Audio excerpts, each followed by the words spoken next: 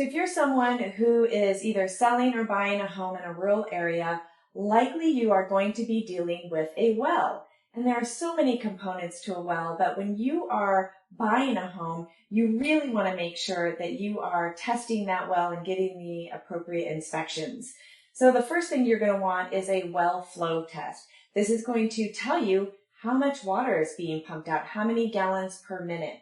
Now, it used to be that lenders would only lend on a property that had 5 gallons a minute or more. Now that has changed and they don't require that a lot of times. So that gives you kind of an idea of a good well. Now, if you end up with a well that is lower than that, you want to make sure that there's a holding tank.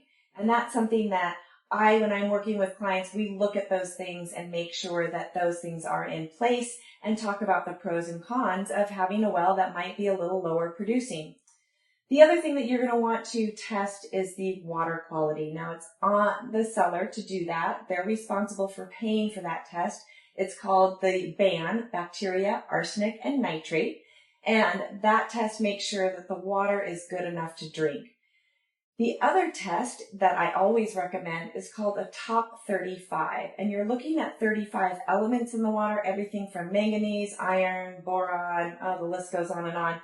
But it gives you a very solid idea of what's in the water. And so if you end up with water that's a little hard or soft, there are remedies for that. There are even remedies if you've got arsenic in your water. So don't fret, don't panic too much when you get that test back and if it has something in there that's a little less than desirable, because there's usually a way to remedy it.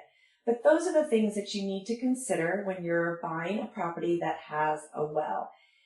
The well inspection will also, when they're there, be looking at the pump, making sure things are working appropriately. And if they spot something that's not quite right, they're going to let you know.